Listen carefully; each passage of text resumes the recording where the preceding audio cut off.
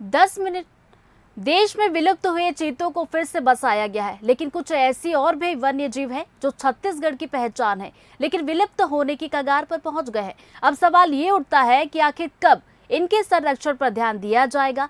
हम बात कर रहे हैं छत्तीसगढ़ के राजकीय पक्षी बस्तर की मैना और राजकीय पशु वन भैंसा की, जिनकी संख्या इतनी ही बची है कि इन्हें उंगलियों पर गिना जा सके। बस्तर की प्यारी सी मैना इंसानों की बोली की हूबहू नकल करने वाली ये मैना छत्तीसगढ़ की राजकीय पक्षी है।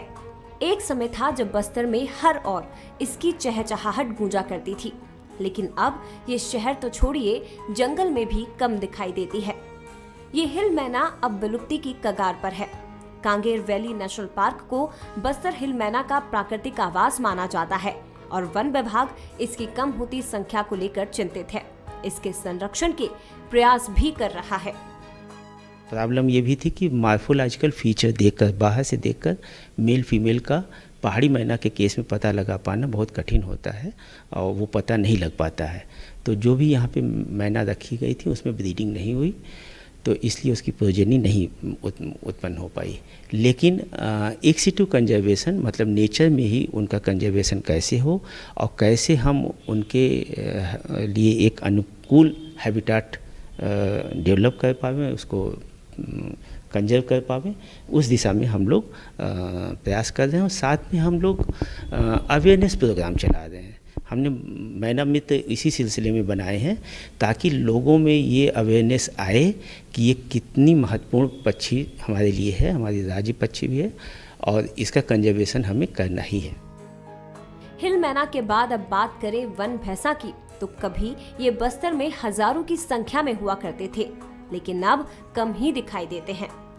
अधिकारियों के मुताबिक अब इनकी संख्या महज 50 के आसपास ही है और इनकी कम होती संख्या का मुख्य कारण शिकार है। अभी भी इंद्रावती टाइगर रिजर्व में इनके झुंड दिखाई देते हैं, लेकिन अब सरकार और विभाग राजकीय पशु वन भैंसा के संरक्षण और संवर्धन के लिए प्रयास कर रहा है। इंद्रावती टाइगर रिजर्व का 1258 स्क्वायर किलोमीटर का कोर एरिया है।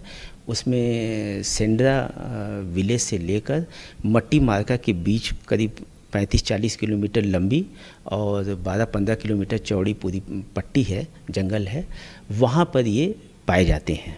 और जब इंद्रावती नदी में पानी कम हो जाता है गर्मी के दिनों में, तो ये महाराष्ट्र की तरफ भी जाते हैं, फिर वापस यहाँ आ जाते हैं। लेकिन जो हम लोग को सूचना है, जितना हम लोग घूम पाते हैं, तो उसके हिसाब से 50 के आसपास निश्चित रूप से है। बस्तर राज परिवार के सदस्य कमलचंद भंजदेव सिंह भी ये मानते हैं कि अब बड़े स्तर पर बस्तर मैना और वन भैंसा के संरक्षण की जरूरत है। इसके लिए एक्सपर्ट और WWF की मदद लेकर दोबारा इनकी संख्या बढ़ाने की कोशिश सरकार को करनी चाहिए।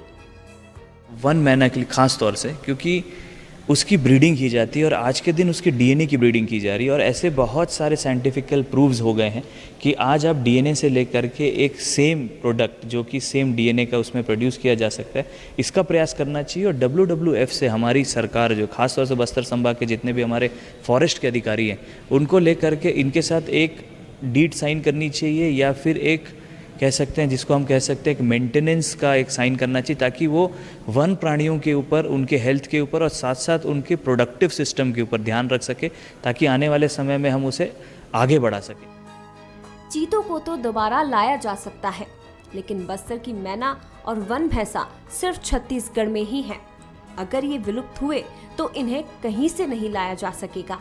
लिहाजा जरूरत है युद्ध स्तर पर इनके संरक्षण की, ताकि आने वाली पीढ़ी के लिए ये किस्से और कहानियां ना बन सके। जगदलपुर से बंसल न्यूज के लिए प्रशांत कचपिये की रिपोर्ट।